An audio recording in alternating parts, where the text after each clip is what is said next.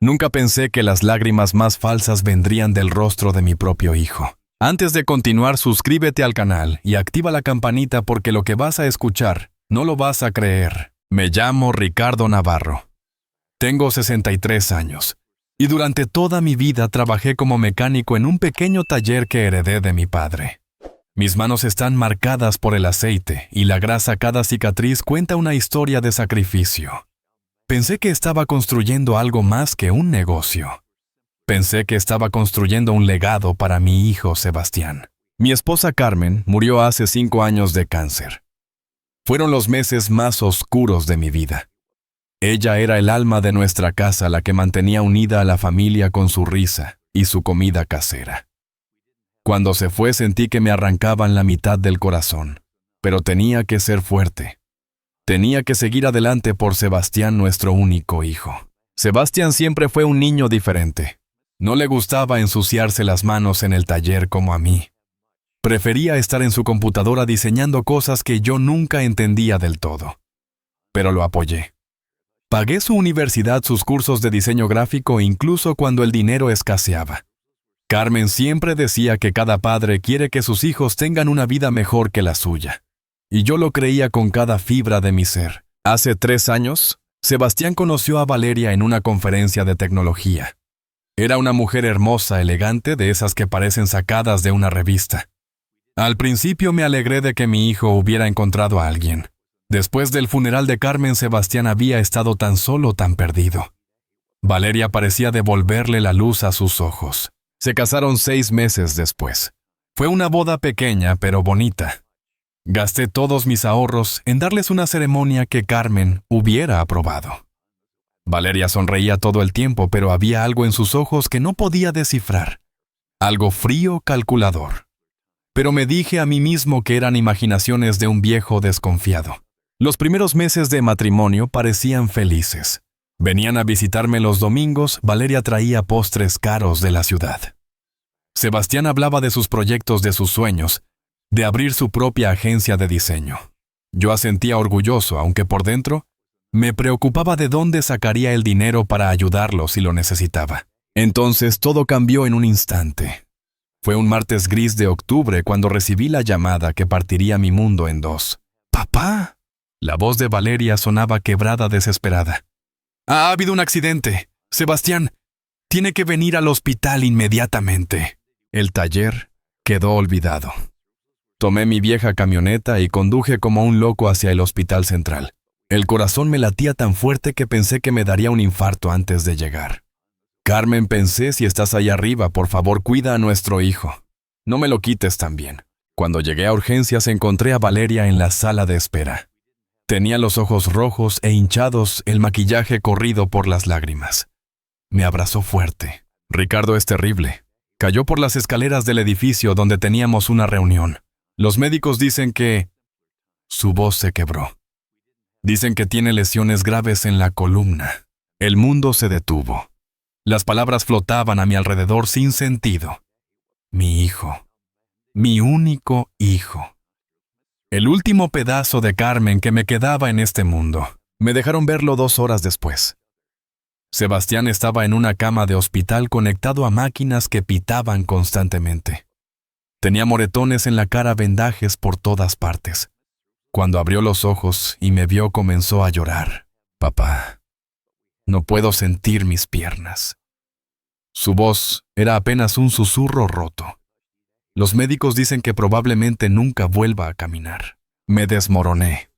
Tomé su mano entre las mías, esas manos ásperas de mecánico que ahora temblaban sin control. «Hijo, vamos a superar esto juntos. Lo que sea necesario lo haremos». Valeria estaba a su lado acariciándole el cabello con una expresión de profunda tristeza. Los médicos mencionaron tratamientos especiales, rehabilitación intensiva. «Es muy costoso, Ricardo. No sé cómo vamos a poder...» «No importa el costo», la interrumpí. «Es mi hijo, venderé el taller si hace falta». Y eso fue exactamente lo que hice. Me llamo Ricardo Navarro. Tengo 63 años y he trabajado toda mi vida con mis manos. Nací en un barrio humilde de las afueras de Madrid, donde aprendí desde niño que el trabajo duro era la única manera de salir adelante. Mi padre, que en paz descanse, era mecánico en una pequeña fábrica. Murió cuando yo tenía 17 años, dejándome su caja de herramientas y una promesa que le hice junto a su lecho de muerte que cuidaría a la familia, que sería un hombre de bien. Cumplí esa promesa durante 46 años. El taller que heredé de mi padre estaba en ruinas cuando lo recibí. Apenas tenía 3 herramientas decentes y una puerta que ni siquiera cerraba bien. Pero lo reconstruí ladrillo a ladrillo, cliente a cliente durante décadas, de levantarme antes del amanecer y acostarme cuando ya había caído la noche. Carmen, mi difunta esposa, solía traerme el almuerzo al taller, porque yo ni siquiera paraba para comer. Ella se sentaba en un banquillo viejo mientras yo trabajaba, contándome sobre su día, sobre los vecinos, sobre las pequeñas cosas que hacían que la vida valiera la pena. Algún día, me decía con esa sonrisa que iluminaba todo, nuestro hijo va a estar orgulloso de todo lo que construiste. Nuestro hijo. Sebastián llegó cuando Carmen y yo llevábamos 12 años tratando de tener un bebé. Los médicos nos habían dicho que probablemente nunca podríamos. Pero una mañana de primavera, Carmen me despertó con lágrimas de alegría corriendo por sus mejillas, sosteniendo una prueba de embarazo positiva. Fue el día más feliz de mi vida. Desde el momento en que Sebastián nació, supe que haría cualquier cosa por él. Era pequeño, frágil, con los ojos oscuros de su madre y mi nariz grande. Carmen lo miraba como si fuera el mayor milagro del universo. Y para nosotros lo era. Sebastián creció siendo diferente a mí en muchas formas. Mientras yo amaba el olor del aceite de motor y el sonido de las herramientas, él prefería los libros y las computadoras. A los 10 años ya sabía más de tecnología que yo jamás sabría. Carmen se reía y decía que había sacado su inteligencia, no mi torpeza con los números. «Deja que sea quien quiera ser», me aconsejaba Carmen cuando yo intentaba interesarlo en el taller. No todos nacimos para mancharnos las manos de grasa, Ricardo. Y eso está bien. Tenía razón como siempre. Así que en lugar de forzarlo a seguir mis pasos, trabajé doble turno para poder pagarle una buena educación. Cuando Sebastián anunció que quería estudiar diseño gráfico en la universidad, vendí mi motocicleta clásica que había restaurado durante años para pagar la matrícula del primer semestre. Carmen lloró cuando se enteró, pero yo le dije que ver a nuestro hijo perseguir sus sueños valía más que cualquier motocicleta. Los años de universidad fueron difíciles económicamente. Hubo meses en que apenas podíamos pagar las facturas, pero nunca le dijimos nada a Sebastián. No queríamos que se sintiera culpable o que abandonara sus estudios. Carmen tomó un trabajo de medio tiempo limpiando oficinas por las noches. Yo aceptaba cualquier trabajo que llegara al taller, sin importar lo tarde que fuera. Todo cambió cuando Carmen enfermó. Fue gradual al principio. Comenzó a cansarse más fácilmente, a perder peso sin razón aparente. Cuando finalmente la convenció de ir al médico, ya era demasiado tarde. Cáncer de páncreas en etapa avanzada. Los doctores nos dieron 6 meses, tal vez 1 año si teníamos suerte. Tuvimos 8 meses. Fueron los peores 8 meses de mi vida, pero también los más preciosos. Carmen dejó de trabajar. Sebastián vino a casa desde la universidad cada fin de semana. Pasábamos los días recordando, riendo cuando podíamos, llorando cuando no quedaba más remedio. Una tarde, pocas semanas antes de que muriera Carmen, me tomó de la mano con esos dedos que ya eran puro hueso. «Prométeme que cuidarás de Sebastián», susurró. «Es lo único que me importa. Prométeme que nunca lo abandonarás sin importar qué». «Lo prometo», le dije besando su frente. «Con mi vida, Carmen». «Lo prometo». Murió un martes por la mañana con la primera luz del día entrando por la ventana de nuestra habitación. Sebastián y yo estábamos junto a ella. Fue el día en que parte de mí murió también. Después del funeral, Sebastián se hundió en una depresión profunda. Abandonó la universidad temporalmente, se encerró en su habitación durante semanas. Yo no sabía cómo ayudarlo. ¿Cómo consolar a alguien cuando tú mismo estás roto por dentro? Pero lo intenté. Cada día sin falta tocaba a su puerta y le llevaba comida. Le hablaba de Carmen, de los buenos recuerdos, de cómo ella querría que siguiéramos adelante. Lentamente, muy lentamente, Sebastián comenzó a sanar. Regresó a la universidad, terminó su carrera. El día de su graduación me senté en la ceremonia con una foto de Carmen en mi regazo y lloré como un niño. Lo habíamos logrado. Contra todo pronóstico, nuestro hijo se había convertido en un profesional. Entonces apareció Valeria. La conoció en una conferencia de tecnología en Barcelona, 2 años después de la muerte de Carmen. Sebastián me llamó emocionado esa noche, hablando de esta mujer increíble que había conocido, que era inteligente, hermosa, que entendía su pasión por el diseño. Me alegré por él. Después de tanta oscuridad, mi hijo merecía algo de luz. Conocí a Valeria 3 semanas después, cuando Sebastián la trajo a casa para cenar. Era impresionante, tengo que admitirlo. Alta, de cabello oscuro, perfectamente peinado, ropa cara, modales impecables. Hablaba con una seguridad que rayaba en la arrogancia, pero Sebastián la miraba como si fuera la cosa más maravillosa que había visto jamás. Durante la cena, Valeria me hizo muchas preguntas sobre el taller, sobre cuánto ganaba, sobre si era dueño de la propiedad o la rentaba. En ese momento me pareció que solo estaba siendo educada e interesada en la familia de su novio. Ahora, mirando atrás, veo las señales que debí haber notado. Sebastián me pidió permiso para casarse 6 meses después de conocerla. Yo quería decirle que era demasiado pronto, que apenas la conocía. Pero cuando vi la felicidad en sus ojos, la misma felicidad que no había visto desde antes de que Carmen muriera, no pude negarle nada. «Tienes mi bendición, hijo», le dije abrazándolo fuerte. «Solo hazla feliz». «Lo haré, papá. Y ella me hace feliz a mí. Por primera vez en años, siento que puedo volver a ser feliz». ¿Cómo podía decirle que no a eso? La boda fue un domingo de mayo con el cielo despejado y una brisa suave que movía las cortinas blancas del pequeño salón que había alquilado. Gasté cada centavo que tenía ahorrado para ese día. Carmen hubiera querido que fuera perfecto, y yo estaba decidido a cumplir ese último deseo no pronunciado. Valeria llegó en un vestido blanco que debió costar más que mi camioneta. Sus padres, empresarios de Barcelona, según me contó Sebastián, observaban todo con una expresión que no podía descifrar. ¿Era desdén? ¿Curiosidad? No lo supe entonces. Ahora creo que era cálculo puro. Recuerdo el momento en que entregué a mi hijo en el altar. Bueno, técnicamente Sebastián no necesitaba ser entregado, pero insistió en que camináramos juntos hasta donde esperaba Valeria. Me apretó la mano con fuerza mientras avanzábamos, y por un segundo fue el niño pequeño que solía acompañarme al taller los sábados por la mañana. «Gracias por todo, papá», susurró. «Por nunca rendirte conmigo». «Nunca lo haría, hijo, nunca». La ceremonia fue hermosa. El sacerdote habló sobre el amor, el compromiso, la familia. Miré la silla vacía en la primera fila donde había colocado una foto de Carmen, rodeada de flores blancas, sus favoritas. Podía sentirla allí sonriendo, llorando de alegría, como solía hacer en los momentos importantes. «Nuestro bebé se casa». Casi podía escucharla decir. El banquete fue modesto pero digno. Contraté a la señora Martínez, la vecina que preparaba las mejores croquetas del barrio, para que cocinara. Había paella, vino, música en vivo de un trío de guitarras que me debió un favor por haberle arreglado su furgoneta gratis el año anterior. Los amigos de Sebastián de la universidad parecían estar pasándola bien. Los padres de Valeria, sin embargo, apenas probaron la comida. Durante el baile me tocó bailar con Valeria, como marca la tradición.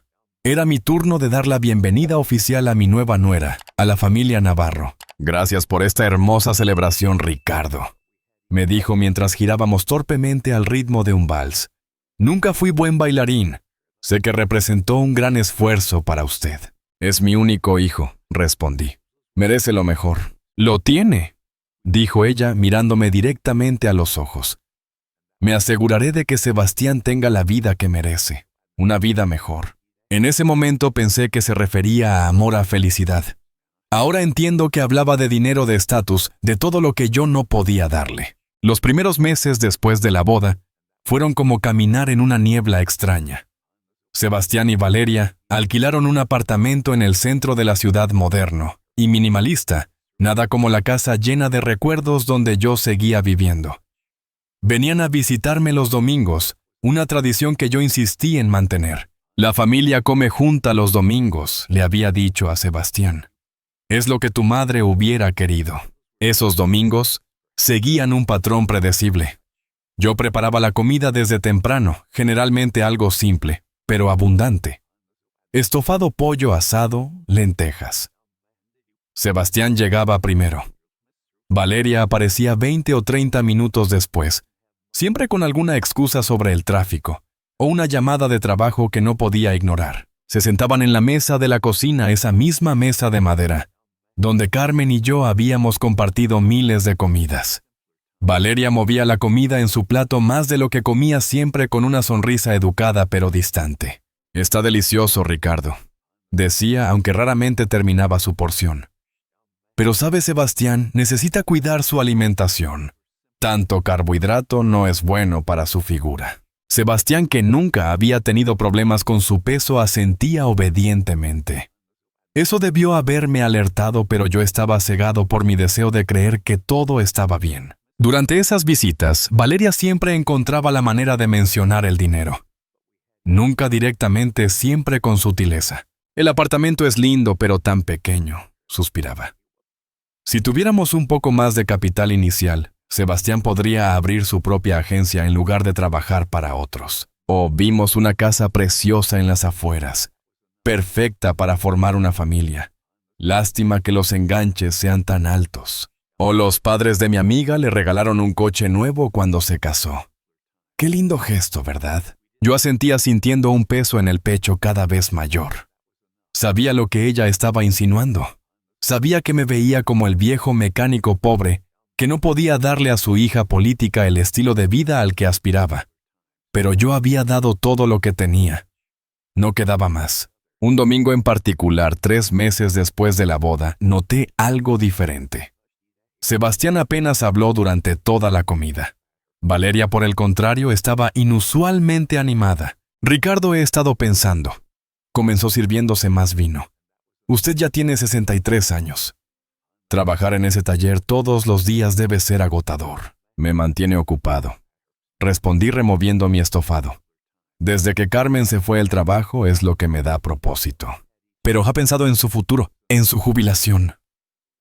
Valeria se inclinó hacia adelante, sus ojos brillando con una intensidad que me hizo sentir incómodo. «Ese taller debe valer algo. El terreno solo en esta zona que se está desarrollando tanto». «Valeria». Sebastián la interrumpió suavemente, tocando su brazo. «Ya hablamos de esto. Solo me preocupo por tu padre, cariño», respondió ella, cubriendo su mano con la suya. A su edad, un accidente en el taller podría ser catastrófico. Sin seguro médico decente, sin ahorros. Tenía razón en eso, maldita sea. Mi seguro era básico, mis ahorros inexistentes. Pero la forma en que lo decía, como si ya estuviera planeando mi funeral. «Estoy bien», dije firmemente. «Y planeo seguir trabajando mientras pueda». Valeria sonrió, pero no alcanzó sus ojos. «Por supuesto. Solo queríamos que supiera que si alguna vez necesita ayuda, estamos aquí. Somos familia después de todo». Esa noche, después de que se fueron, me senté en la sala con una cerveza y la foto de Carmen en mi regazo. «No sé qué hacer», le dije a la fotografía. «Hay algo en esa mujer que no me gusta, pero Sebastián parece feliz. Estoy siendo un viejo paranoico». Carmen me miraba desde la foto con esa sonrisa sabia que siempre tenía cuando yo estaba preocupado por algo. Los domingos siguientes, las visitas comenzaron a cambiar. Valeria empezó a llegar con comida comprada, pasteles caros de pastelerías de lujo, vinos que costaban más que mi presupuesto semanal de comida. «No tiene que cocinar, Ricardo», decía colocando las cajas elegantes sobre mi mesa vieja. «Descanse, relájese, ya trabajó suficiente en su vida». Pero cocinar era lo que me mantenía cuerdo. Era mi forma de sentir que todavía tenía algo que ofrecer, que todavía era útil. Sin embargo, para no ofenderla, aceptaba sus regalos con una sonrisa forzada. Sebastián, por su parte, comenzó a verse cansado. Tenía ojeras que no había tenido antes y había adelgazado. Cuando le preguntaba, él desviaba la conversación. «Solo mucho trabajo, papá. Estoy bien». Pero yo conocía a mi hijo. No estaba bien. Un domingo de septiembre, 6 meses después de la boda, todo comenzó a tomar un giro más oscuro. Llegaron más temprano de lo usual. Valeria llevaba un vestido nuevo caro, por supuesto, y Sebastián traía un folder de documentos bajo el brazo. «Papá, necesitamos hablar», dijo Sebastián mientras se sentaban en la sala. Valeria se acomodó junto a él, su mano posesivamente sobre su rodilla. «Claro, hijo, ¿qué pasa?». Sebastián intercambió una mirada con Valeria antes de continuar. «Tenemos una oportunidad increíble.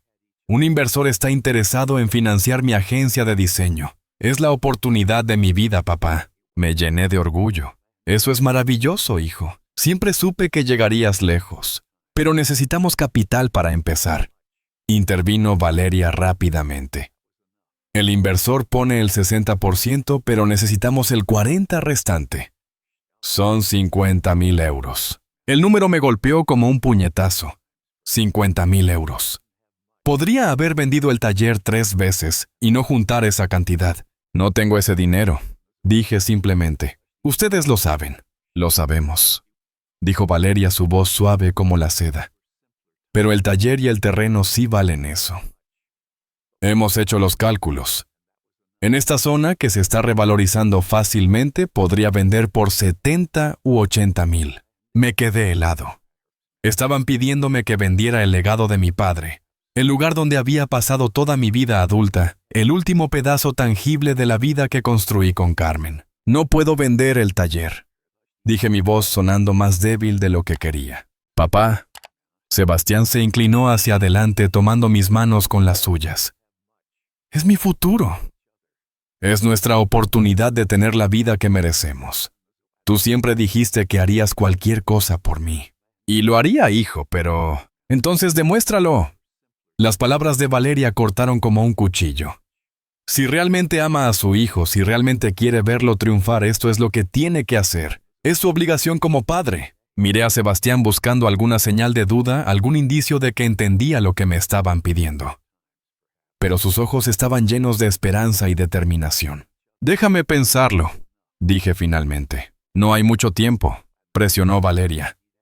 «El inversor necesita una respuesta en 2 semanas. Esa noche no dormí. Caminé por el taller en la oscuridad tocando las herramientas que mi padre había tocado, las paredes que había construido con mis propias manos.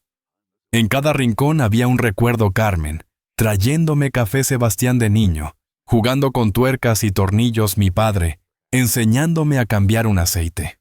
¿Cómo podía dejar ir todo eso? Pero era mi hijo, mi único hijo. Lo había prometido. A Carmen, a mí mismo. Haría cualquier cosa por él. Durante las siguientes 2 semanas, Valeria y Sebastián intensificaron la presión. Llamadas diarias, visitas extra, cada conversación girando de alguna manera hacia la oportunidad. Finalmente, una tarde gris de octubre, firmé los papeles para poner el taller en venta. Sebastián me abrazó fuerte. «No te arrepentirás, papá. Te lo prometo. Cuando la agencia despegue te cuidaremos. Nunca tendrás que preocuparte por nada». Valeria sonrió triunfante detrás de él. Vendí el taller en 6 semanas a una compañía de desarrollo inmobiliario por 72,000 euros. El día que entregué las llaves, lloré en mi camioneta durante 1 hora. Había traicionado la memoria de mi padre, de Carmen, de todo lo que alguna vez significó algo para mí. Pero era por Sebastián, todo era por mi hijo. Le di 50,000 euros en un cheque certificado. Se lo entregué en el apartamento que compartían con Valeria, observando cada movimiento. Sebastián tomó el cheque con manos temblorosas. Por un momento vi algo en sus ojos.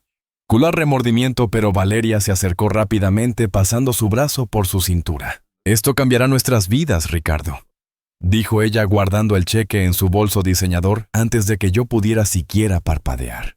«No sabe cuánto significa esto para nosotros». «Para Sebastián», corregí. «Es para el futuro de mi hijo». Valeria sonrió. «Por supuesto, para Sebastián». Los siguientes 3 meses fueron extraños. Las visitas dominicales continuaron, pero algo había cambiado.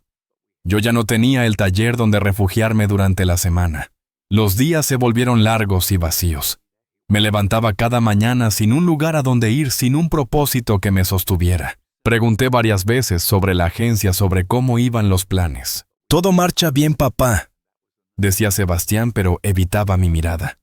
«Es complicado, hay mucho papeleo legal. Valeria está manejando todo eso». Valeria siempre cambiaba el tema rápidamente. No lo aburra con detalles técnicos, cariño.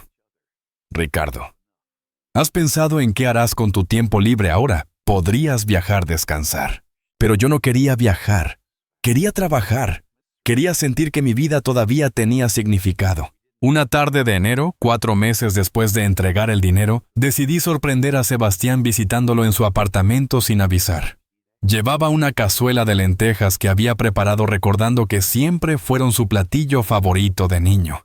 Toqué el timbre 3 veces antes de que Valeria abriera la puerta.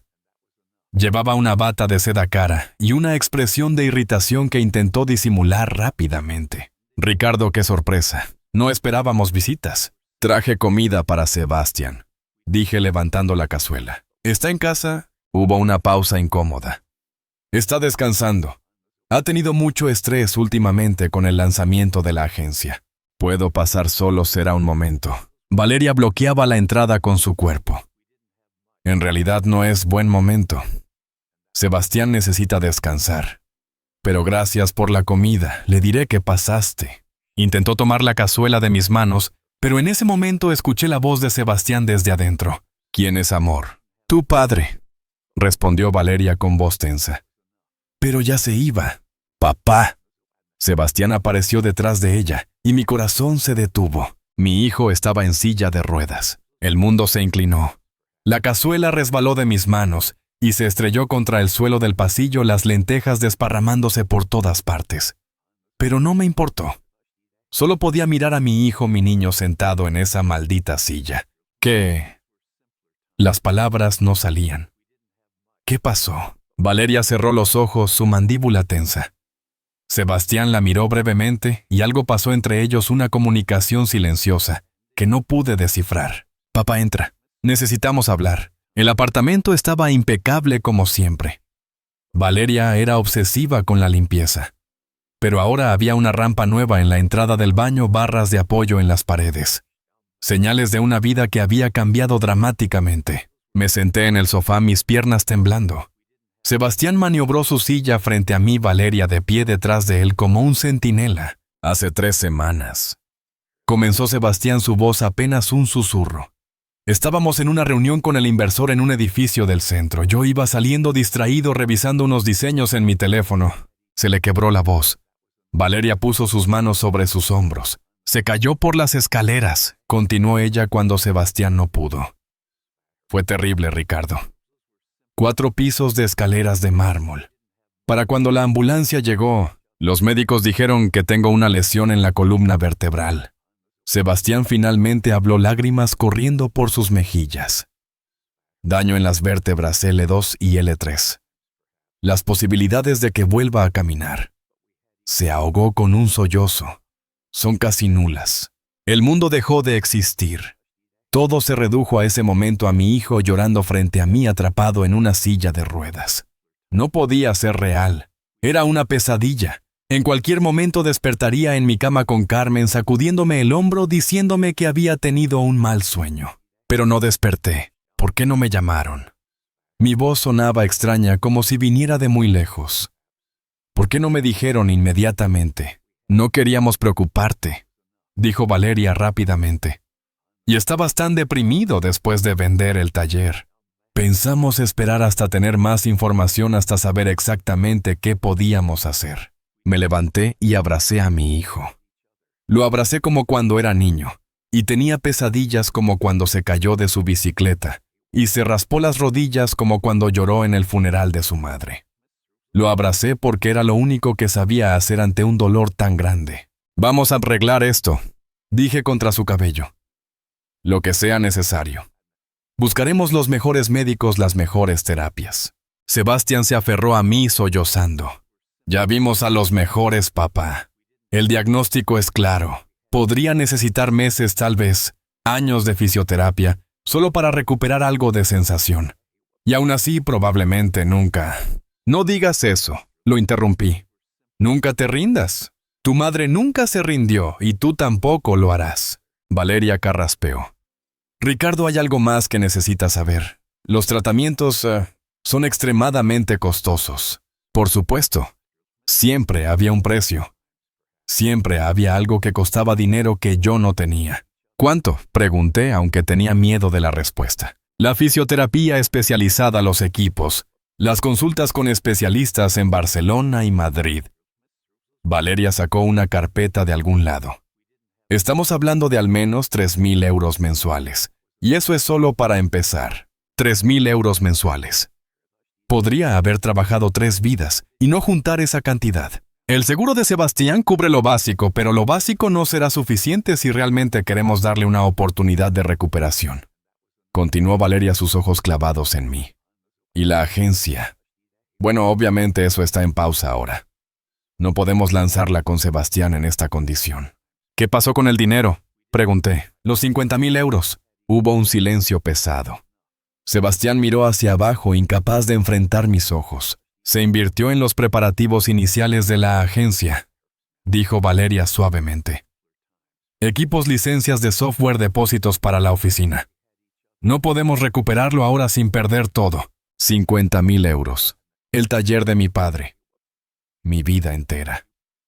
Y ahora no quedaba nada. Necesitamos ayuda, papá. Sebastián finalmente me miró, sus ojos rojos e hinchados. No sé qué hacer. Siento que le fallé a mamá, te fallé a ti. No me fallaste, dije firmemente, arrodillándome frente a su silla. Nunca podrías fallarme. Eres mi hijo. Encontraremos una manera. ¿Hay una opción?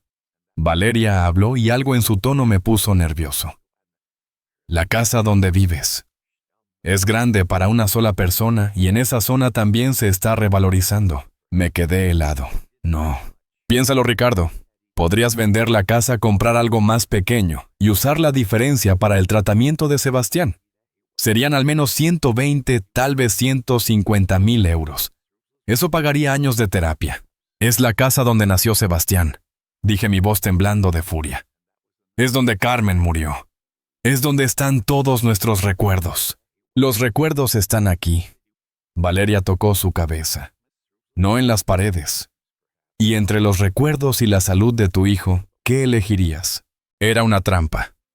Lo sabía. Pero miré a Sebastián sentado en esa silla, y todas mis defensas se derrumbaron. Déjame pensarlo, dije. Durante las siguientes semanas, las visitas al apartamento se volvieron más frecuentes. Valeria siempre encontraba nuevas formas de recordarme lo mucho que costaba el tratamiento de Sebastián, cuánto estaban luchando, cuán desesperada era su situación. El fisioterapeuta dice que si no comenzamos pronto con las terapias intensivas, el daño podría volverse permanente, decía.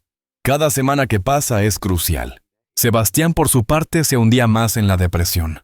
Dejó de afeitarse, de peinarse.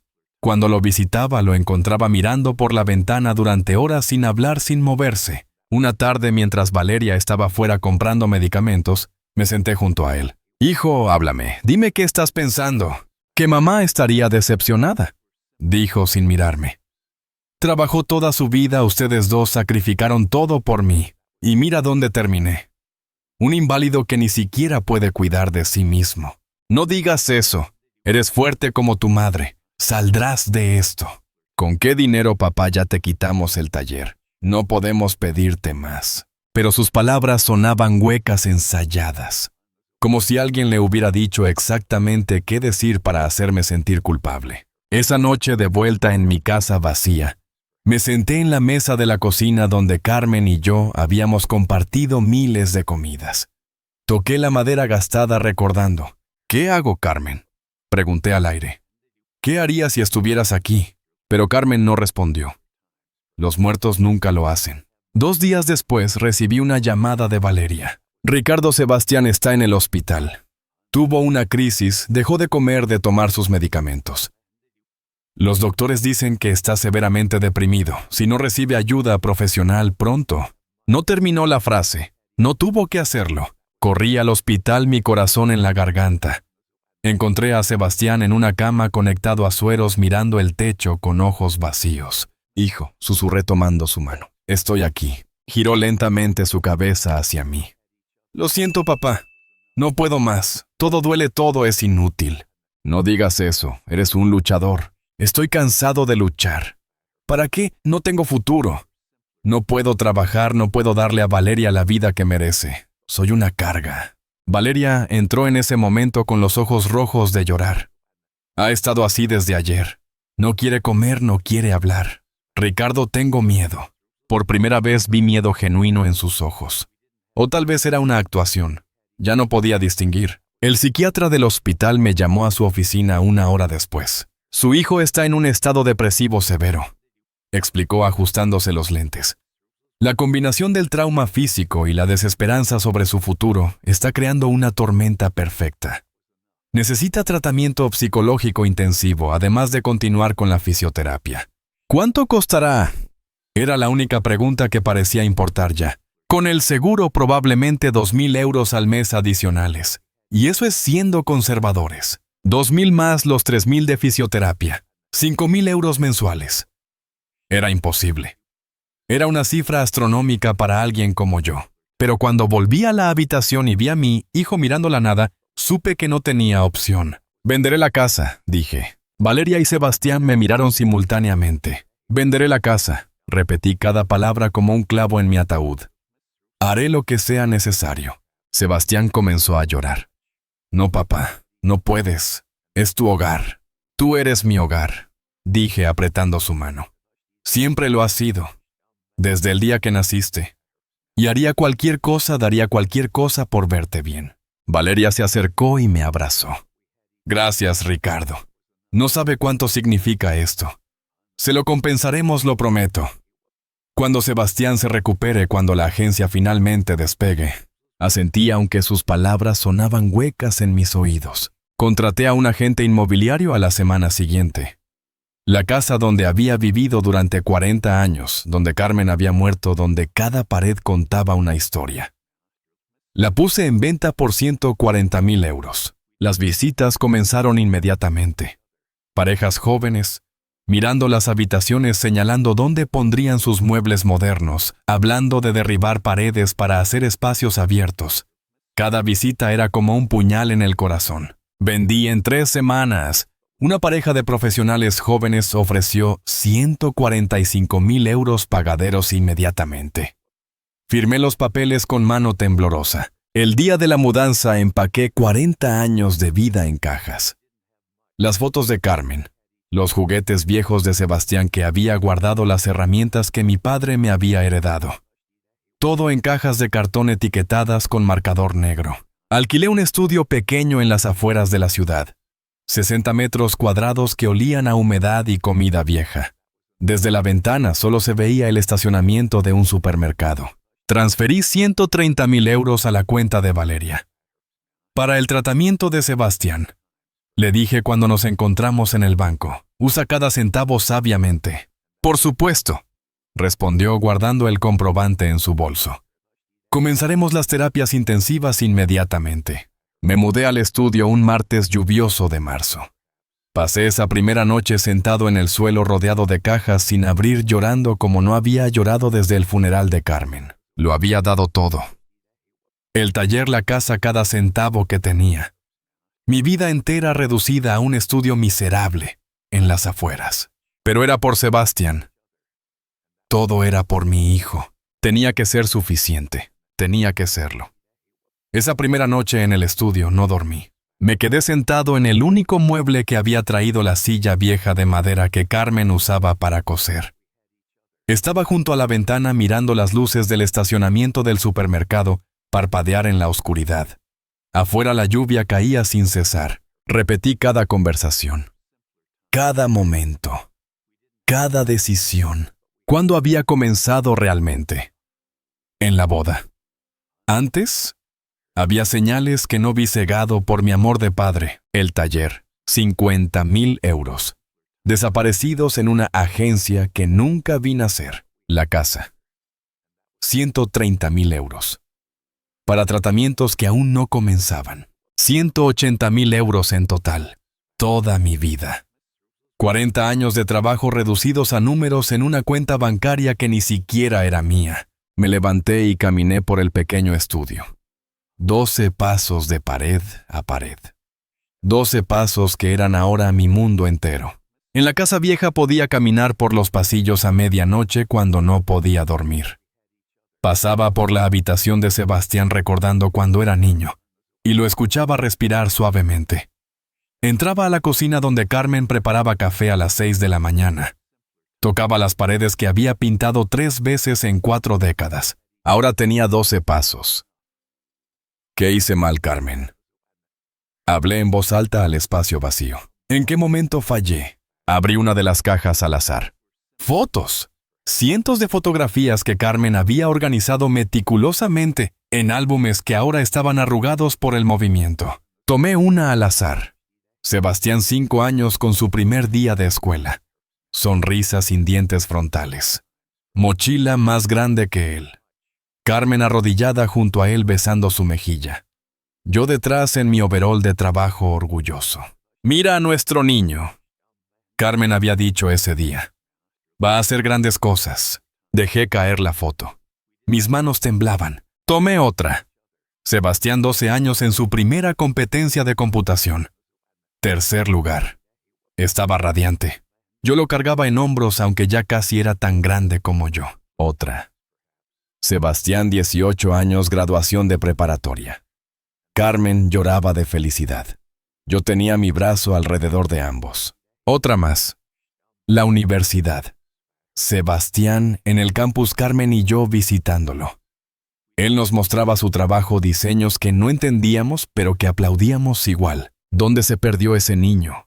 ¿Dónde se fue el joven que me abrazaba y me llamaba su héroe? Cerré la caja bruscamente. No podía seguir mirando. Dolía demasiado. Me serví un vaso de agua del grifo. Sabía diferente aquí. Todo sabía diferente. El apartamento estaba en silencio absoluto, excepto por el zumbido del refrigerador viejo y el ruido distante del tráfico. No había los sonidos familiares de mi vecindario antiguo, el perro de la señora Martínez, ladrando, los niños jugando en la calle, el viento entre los árboles del jardín que Carmen había plantado. Aquí solo había silencio y soledad. Pensé en Sebastián en su silla de ruedas. Mi hijo, mi niño. Atrapado en ese maldito aparato, sin poder caminar, sin poder vivir. Si era real. Si realmente necesitaba ayuda. ¿Por qué no me dejaban ver los reportes médicos? ¿Por qué Valeria siempre tenía excusas cuando preguntaba por los doctores, por las terapias? Sebastián necesita privacidad, decía. Ya está bastante deprimido sin que todos estén revisando sus expedientes. Pero yo era su padre. No tenía derecho a saber. Me senté de nuevo en la silla de Carmen. Cerré los ojos. Recordé el día que Sebastián nació. Carmen había estado en trabajo de parto 16 horas. Yo sostuve su mano todo el tiempo, sintiendo cada contracción como si fuera mía. Y cuando finalmente escuché ese primer llanto, cuando la enfermera puso ese pequeño bulto rojo y arrugado en mis brazos, juré que lo protegería siempre. «Es perfecto», había susurrado Carmen, exhausta pero radiante. «Es nuestro milagro», respondí. ¿Dónde estaba ese milagro ahora? ¿Atrapado en una silla? ¿O atrapado en algo peor? No. No podía pensar así. Era mi hijo. Sebastián me necesitaba. Estaba enfermo, vulnerable. Valeria cuidaba de él porque alguien tenía que hacerlo. Pero ¿por qué no me dejaban ayudar más? ¿Por qué cada vez que ofrecía ir a las citas médicas, había una razón para que no fuera? Es muy temprano, Ricardo. Son demasiadas horas de espera, no queremos molestarte. El doctor prefiere hablar solo con el paciente y su cónyuge. Siempre una excusa. Siempre una razón. Abrí los ojos y miré el techo agrietado del estudio. Había una mancha de humedad en la esquina que parecía crecer ante mis ojos. 63 años. Toda una vida de trabajo. Y esto era lo que tenía que mostrar. Un estudio de 60 metros cuadrados que olía a moho. No tenía trabajo. El taller había sido mi identidad. Ahora, ¿quién era? Un viejo inútil que había regalado todo lo que tenía. Intenté buscar trabajo esa primera semana. Fui a talleres mecánicos en toda la ciudad. 63 años, decían mirándome de arriba abajo. Lo siento, buscamos a alguien más joven. Tengo 40 años de experiencia, argumentaba. Exacto, 40 años con métodos antiguos. Ahora todo es computarizado, diagnóstico digital. ¿Sabe usar esos sistemas? No sabía. Nunca había necesitado aprenderlo. Después de 2 semanas de rechazos, dejé de buscar. ¿Para qué de todos modos? El dinero que me quedaba de la venta apenas alcanzaba para el alquiler y la comida básica. Las visitas a Sebastián se volvieron menos frecuentes. Valeria siempre tenía razones. Hoy tiene terapia. Necesita descansar. El doctor dijo que demasiadas visitas lo agitan. Cuando finalmente me permitían verlo, Sebastián estaba siempre callado, distante. Miraba por la ventana o a su teléfono respondiendo con monosílabos. ¿Cómo te sientes, hijo? Bien. ¿Cómo va la terapia? Bien. ¿Necesitas algo? No.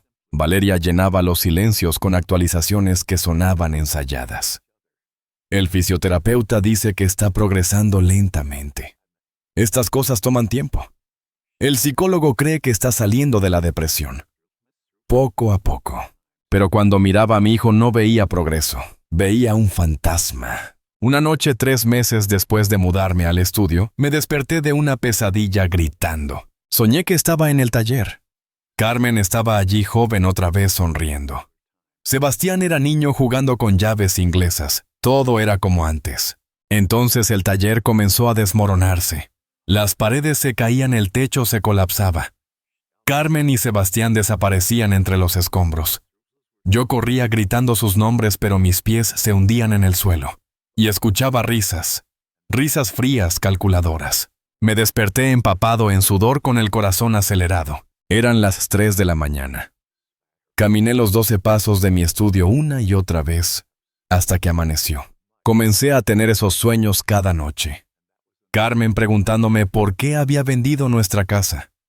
Mi padre mirándome con decepción preguntando por qué había traicionado su legado.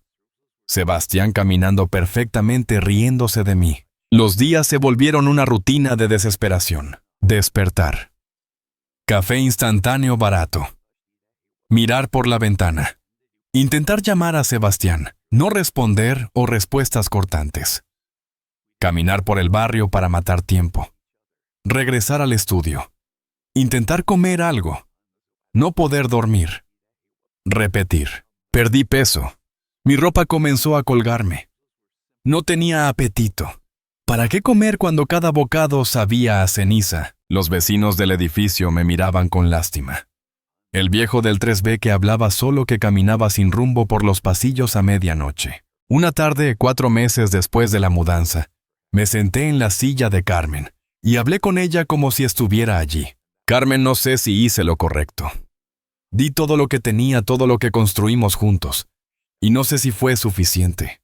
No sé si ayudé a nuestro hijo o si hice algo terrible. Esperé una respuesta que nunca llegaría. ¿Recuerdas cuando Sebastián tenía 6 años y se enfermó de neumonía? Pasamos 3 noches sin dormir en el hospital. Tú nunca te separaste de su lado. Y cuando finalmente salió de peligro me dijiste, haría cualquier cosa por él, Ricardo. Cualquier cosa. Mi voz se quebró. Yo también, Carmen. Yo también haría cualquier cosa. Por eso vendí el taller. Por eso vendí nuestra casa. Porque es nuestro hijo. Porque te lo prometí. Las lágrimas corrían por mis mejillas sin control. Pero tengo miedo. Tengo tanto miedo de que haya cometido el error más grande de mi vida. De que haya fallado. No a Sebastián, sino a ti. A tu memoria. A todo lo que construimos.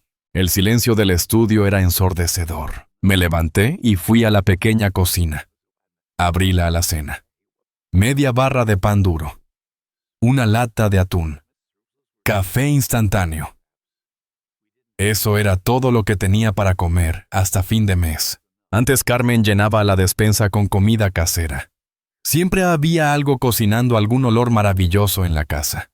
Ahora solo había pan duro y silencio. Cerré la alacena y apoyé mi frente contra la pared. ¿En qué me convertí? Susurré. Un viejo patético en un estudio miserable, sin trabajo, sin dinero, sin dignidad. Pero lo había hecho por amor.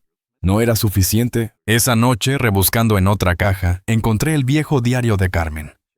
Lo había mantenido durante años escribiendo pensamientos aleatorios, recetas pequeñas, observaciones sobre nuestra vida. Lo abrí con manos temblorosas, su letra tan familiar, tan querida. Pasé las páginas al azar y me detuve en una entrada de hace 8 años, cuando Sebastián acababa de entrar a la universidad. Ricardo está tan orgulloso de nuestro hijo. Trabaja día y noche para pagar la matrícula. No se queja, nunca lo hace. Pero sé que está cansado. Le dije que Sebastián podía trabajar medio tiempo, pero Ricardo insiste. Nuestro hijo merece concentrarse en sus estudios. Ya habrá tiempo para trabajar. Es el mejor padre que Sebastián podría tener. A veces me preocupa que Ricardo se sacrifique demasiado. Le digo, tienes que cuidarte también. Pero él solo sonríe y dice, cuidar de ustedes es cuidarme a mí mismo. Cerré el diario incapaz de leer más. Carmen me conocía. Sabía que me sacrificaría hasta no quedar nada. Y me amaba de todas formas. Pero ¿qué diría ahora? Si viera dónde estaba, ¿qué había hecho? Me diría que fui un tonto o que fui un buen padre. No lo sabía. Y esa incertidumbre me estaba matando. Me acosté en el colchón en el suelo. No había comprado cama. No tenía dinero para eso. Cerré los ojos, pero sabía que no dormiría. Otra noche de mirar el techo, de escuchar los pasos de vecinos desconocidos, de preguntarme dónde había salido todo mal. Sebastián me había dicho una vez cuando era niño, cuando sea grande, papá, te voy a comprar una casa enorme, para que nunca tengas que trabajar otra vez. Sonreí amargamente en la oscuridad. En lugar de eso, yo le había comprado su futuro con mi pasado. Y aquí estaba. Solo, roto, vacío, pero era mi hijo, y volvería a hacerlo todo otra vez si fuera necesario. ¿Verdad? En la oscuridad del estudio, ya no estaba seguro de nada, pero al amanecer del 5º mes, en ese estudio miserable, algo dentro de mí cambió. Me desperté con una claridad extraña, como si una niebla que había estado cubriendo mi mente durante meses, finalmente se hubiera levantado. Si había aprendido algo en mi vida trabajando con motores, es que cuando algo no funciona correctamente, hay que investigar. No puedes arreglar un problema sin entender primero qué está mal, y había demasiadas cosas que no funcionaban en esta historia. Me levanté del colchón y fui directo a las cajas. Busqué hasta encontrar mi viejo cuaderno donde había anotado fechas, números, detalles importantes durante toda mi vida. Era un hábito que mi padre me enseñó. Siempre lleva registro de todo, hijo. Los números no mienten. Abrí una página en blanco y comencé a escribir. El accidente, octubre. 3 semanas después de que les entregué los 50,000 euros del taller. La hospitalización de Sebastián por depresión, enero. Justo cuando comenzaba a hacer preguntas sobre los tratamientos. La venta de la casa, marzo. Miré las fechas. Todo era demasiado conveniente. Demasiado perfectamente cronometrado. Pero era mi hijo, Sebastián no me haría eso. Oh sí, recordé algo que Valeria había dicho en el hospital. El inversor pone el 60%. ¿Qué inversor? Nunca vi contrato alguno. Nunca conocí a esa persona. Tomé mi teléfono viejo. Busqué en internet agencias de diseño gráfico que hubieran abierto en los últimos meses. Nada con el nombre de Sebastián. Nada. Tal vez estaba registrada a nombre de Valeria. Busqué. Nada. 1 hora después, había llamado a 3 notarios diferentes preguntando por registros comerciales. Ninguna agencia a nombre de Sebastián Navarro o Valeria Mendoza. La agencia no existía. Nunca había existido. 50,000 euros desaparecidos en humo. Me temblaban las manos. No podía ser. Tenía que haber una explicación. Llamé a Sebastián. Directo al buzón de voz. Llamé a Valeria. Lo mismo. Esperé 30 minutos y volví a intentar. Nada. Entonces hice algo que no había hecho nunca.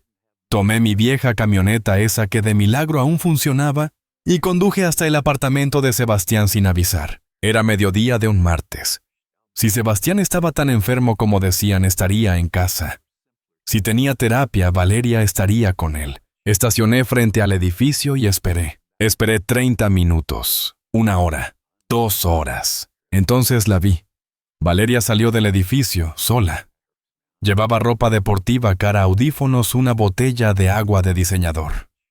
Se veía feliz, relajada, no como alguien que está cuidando a un esposo paralítico. Caminó 2 cuadras hasta un gimnasio de lujo. Entró, seguí esperando. 45 minutos después salió, aún relajada, sonriendo, revisando su teléfono. Caminó hacia una cafetería cara.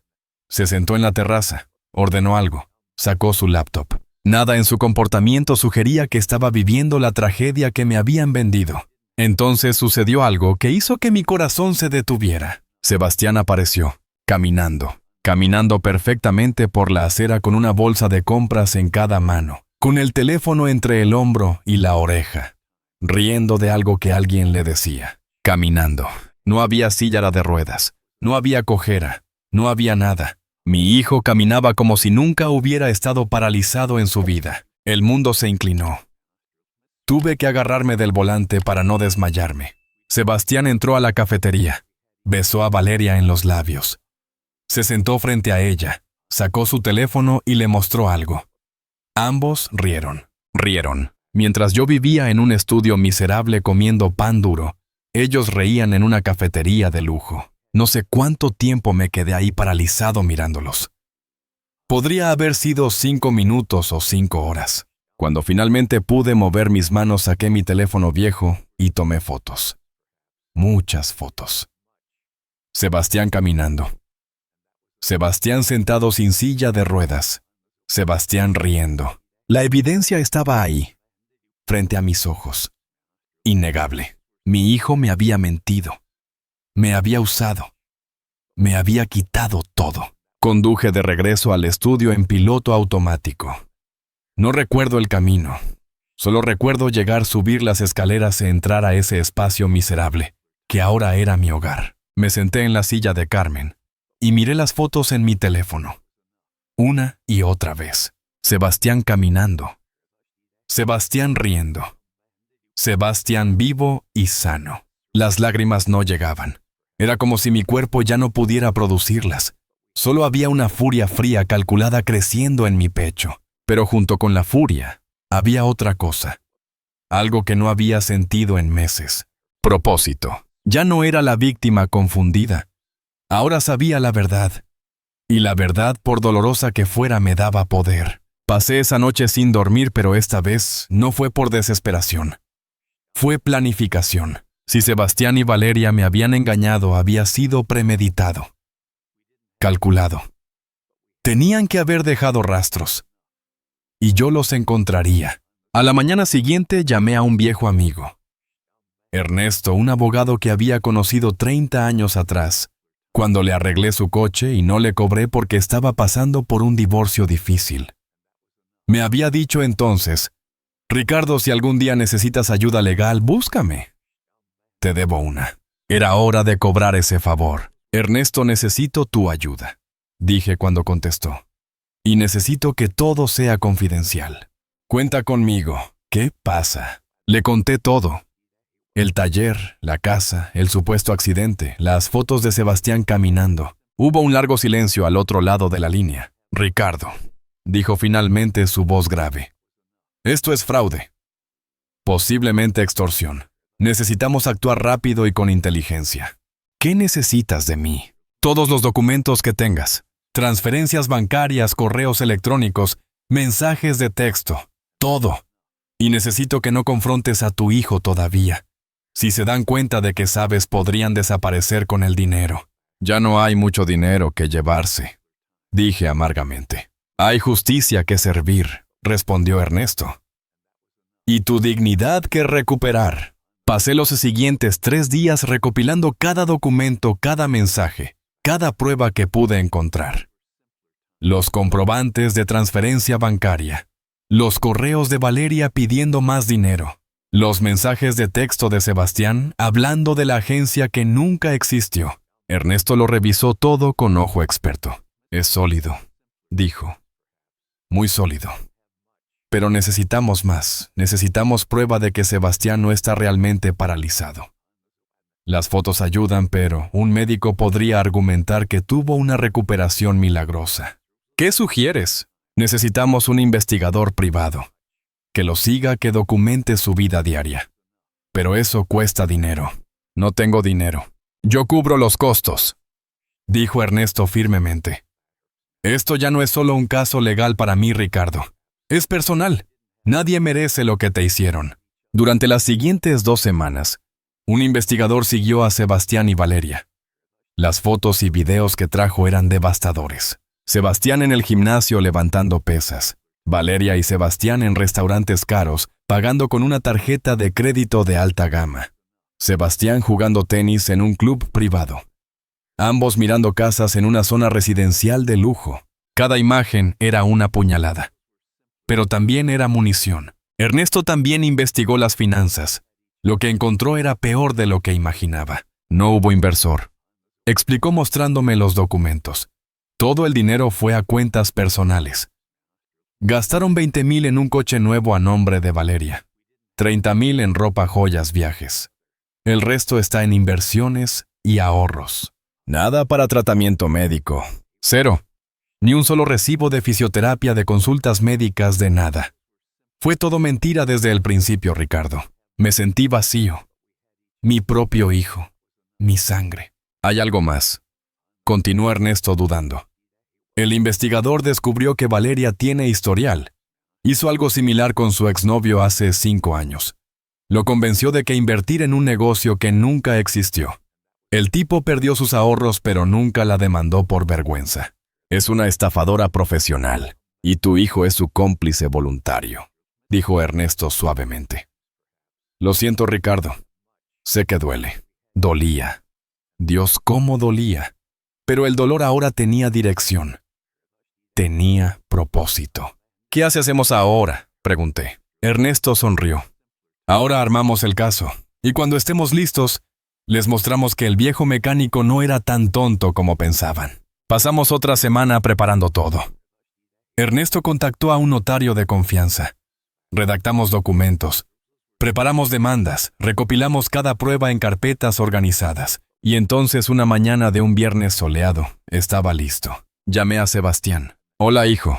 ¿Podemos vernos? Hay algo importante que necesito hablar contigo. Su voz sonó cautelosa. ¿Qué pasa, papá? Preferible en persona. ¿Puedo pasar esta tarde tú y Valeria? Hubo una pausa. Claro. A las 5 está bien. Perfecto. Y Sebastián, asegúrate de que Valeria esté ahí. Es importante que ambos estén presentes. Colgué antes de que pudiera preguntar más. Ernesto me miró desde el otro lado de su escritorio.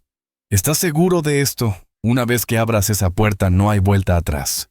Pensé en Carmen, en mi padre, en el taller que construyeron con sus manos, en la casa donde criamos a nuestro hijo, en 40 años de sacrificio reducidos a nada por la codicia y la traición. Estoy seguro, dije. Es hora de que la verdad salga a la luz. Entonces vamos. Ernesto guardó las carpetas en su maletín. Porque no vas solo a esta reunión. Voy contigo. Como tu abogado y como tu amigo. A las 4:30 de la tarde, estacionamos frente al edificio de Sebastián. Ernesto llevaba el maletín con todas las pruebas. Yo llevaba algo más importante, la certeza de que estaba haciendo lo correcto. Subimos al apartamento. Toqué el timbre. Valeria abrió la puerta. Su sonrisa se congeló cuando vio a Ernesto conmigo. Ricardo, no dijiste que vendrías acompañado. Es mi abogado, dije simplemente. Podemos pasar. Su rostro palideció, pero no tuvo opción.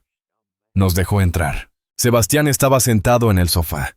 Cuando me vio, se levantó automáticamente. Se levantó, sin silla de ruedas, sin ayuda, como si nunca hubiera estado paralizado. Nuestros ojos se encontraron.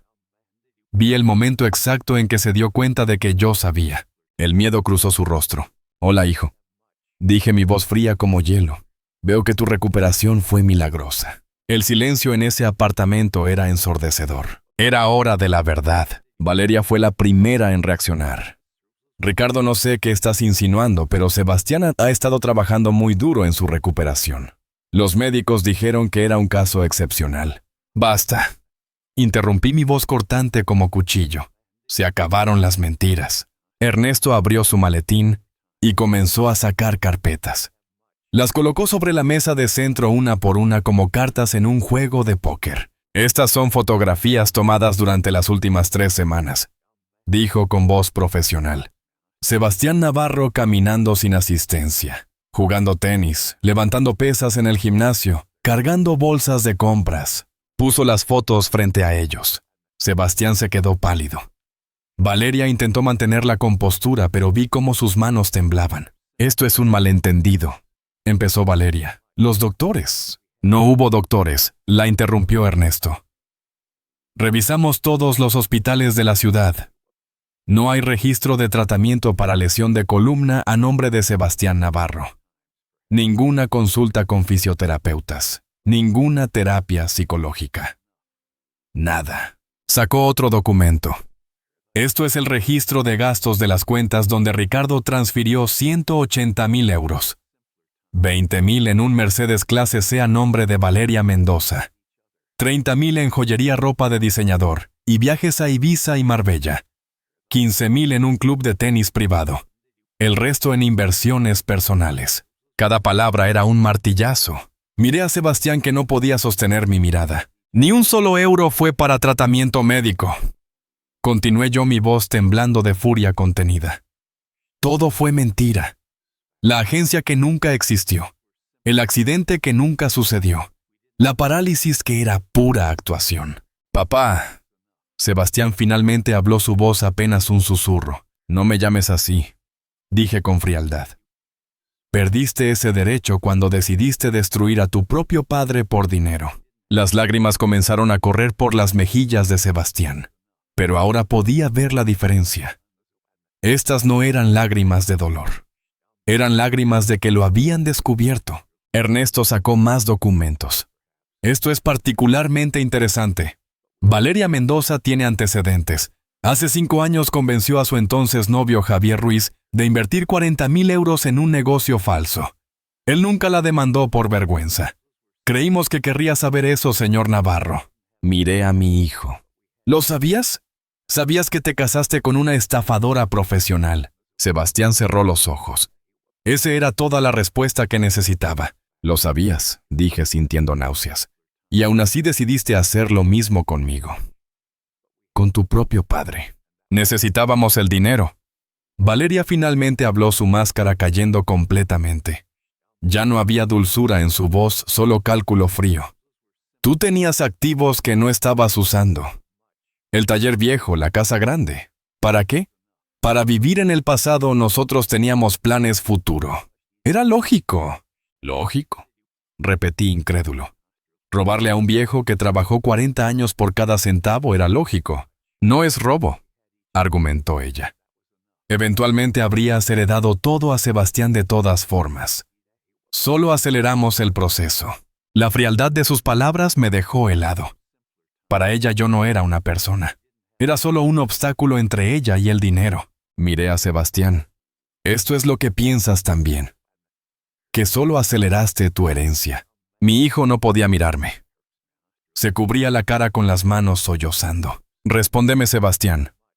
Exigí. Tu madre está muerta. No puede defenderse. Pero yo estoy aquí. Mírame a los ojos y dime que esto fue lo que ella hubiera querido para ti. Lo siento. Gimió entre lágrimas. Lo siento mucho, papá. No sabía cómo detenerlo. Comenzó como algo pequeño, solo el taller. Solo para la agencia. Pero Valeria dijo que necesitábamos más y luego más y yo... Eras cómplice. Terminé por él. No una víctima. Un cómplice voluntario. Ernesto sacó el documento final. Esto es una demanda formal por fraude y apropiación ilícita. Tenemos toda la evidencia necesaria. Fotos, registros bancarios, testimonios. Si esto va a juicio, ambos enfrentan cargos criminales. Valeria con sus antecedentes, probablemente prisión. El rostro de Valeria se transformó. La máscara de mujer sofisticada desapareció, reemplazada por puro pánico. Pero continuó Ernesto, mi cliente está dispuesto a ofrecer una alternativa. Saqué un sobre de mi chaqueta. Dentro había documentos que Ernesto había preparado. Devolverán cada centavo. Dije, tienen una semana para devolver los 180,000 euros completos. Si no lo hacen, esta demanda se presenta ante el fiscal. Y me aseguraré personalmente de que todos en esta ciudad sepan qué clase de personas son. No tenemos todo ese dinero ya, dijo Valeria desesperadamente. Lo gastamos. Entonces vendan el coche, la interrumpí. Vendan las joyas. Cancelen las inversiones. Me importa poco cómo lo consigan. Tienen una semana. Y hay algo más. añadió Ernesto. Sebastián firma un documento renunciando a cualquier derecho de herencia futura. Ricardo está rehaciendo su testamento. Cuando muera, todo lo que tenga irá a caridad. Ustedes no verán ni un centavo. No puedes hacer eso, protestó Valeria. Puedo hacer lo que quiera con mi propio dinero, respondí. Y con mi propia vida. Ustedes ya tomaron suficiente. Me levanté preparándome para irme. Pero antes de salir miré a Sebastián una última vez. Tu madre murió creyendo que eras un buen hombre. Pasó sus últimas semanas diciéndome que te cuidara, que te protegiera. Hice todo lo que me pidió. Di todo lo que tenía. Mi voz se quebró, pero continué. Pero ella estaba equivocada. No eres el hijo que criamos. Ese niño murió en algún momento y yo no me di cuenta. Me dejé cegar por el amor, por la memoria de tu madre, por la promesa que le hice. Papá, por favor. Sebastián extendió su mano hacia mí. Di un paso atrás. No, ya no soy tu padre. Y tú ya no eres mi hijo. Esa relación murió el día que decidiste mentirme, manipularme y robarme. Tienen una semana, repitió Ernesto entregándole los documentos legales a Valeria. Después de eso, esto se vuelve criminal. Salimos del apartamento, no miré atrás. En el pasillo mis piernas comenzaron a temblar. Ernesto me sostuvo del brazo. Lo hiciste bien, dijo suavemente. No se siente bien, respondí. Se siente como una parte de mí acaba de morir. Porque algo murió, dijo Ernesto. La ilusión. Pero Ricardo, la verdad siempre es mejor que vivir en una mentira por dolorosa que sea. Han pasado 6 meses desde esa confrontación. Sebastián y Valeria devolvieron el dinero. Tuvieron que vender el coche, liquidar las inversiones, incluso pedir prestado a los padres de Valeria. Lo recibí todo, cada centavo. No compré otra casa. No reabrí el taller. En cambio, creé una fundación a nombre de Carmen. Una fundación que ayuda a personas mayores víctimas de abuso financiero por parte de familiares. Porque descubrí que mi historia no es única. Hay miles de padres abuelos siendo explotados por hijos y nietos sin escrúpulos. El dinero que me quitaron ahora ayuda a otros a protegerse, a contratar abogados, a tener dignidad. Sebastián intentó contactarme 3 veces. No respondí. Valeria, según me contó Ernesto, se divorció de él 2 meses después de que el dinero se acabó. Sorpresa, sorpresa. Sigo viviendo en el estudio pequeño. Ya no me parece tan miserable. Lo limpié, lo pinté, puse las fotos de Carmen en las paredes. Es pequeño, pero es honesto. Y después de vivir en medio de mentiras tan grandes, la honestidad es lo único que importa. Trabajo medio tiempo como consultor en un taller pequeño. No necesito mucho dinero ahora. Mis gastos son mínimos y el resto lo dono a la fundación. Aprendí algo importante en estos meses. La sangre no garantiza lealtad. La familia no es quien comparte tu apellido, sino quien comparte tus valores. Y aprendí que proteger lo tuyo no es egoísmo, es sentido común. A todos los que están escuchando esta historia, les digo esto: si tienen activos, protéjanlos legalmente. Hagan un testamento claro con un abogado de confianza. No confíen ciegamente solo porque alguien es familia. El amor verdadero se demuestra con acciones, no con palabras. Y si alguien les pide que vendan su hogar, su negocio, su vida entera por una emergencia, investiguen. Pidan pruebas. Hablen con doctores directamente. No sean como yo, cegados por el amor y la culpa. La dignidad no tiene edad, ni el derecho a ser tratado con respeto. Mi nombre es Ricardo Navarro, tengo 64 años. Perdí mi taller, mi casa y mi hijo. Pero recuperé algo más valioso: mi dignidad. Si mi historia te tocó el corazón, déjame un comentario. Me gustaría saber desde qué ciudad me estás escuchando. Porque no estás solo. Hay muchos de nosotros que hemos vivido esto. Y juntos podemos ayudarnos. ¿Has vivido algo similar? ¿Conoces a alguien que esté pasando por esto? Comparte esta historia. Tal vez puedas salvar a alguien antes de que sea demasiado tarde. Cada semana comparto historias reales de personas que encontraron justicia, que recuperaron su dignidad. Suscríbete al canal para no perderte ninguna. Recuerda, el respeto se gana, pero la dignidad nunca se pierde mientras tú decidas mantenerla. Gracias por escucharme. Hasta la próxima historia. Un abrazo fuerte desde Madrid. Ricardo Navarro. Yo soy Madrid.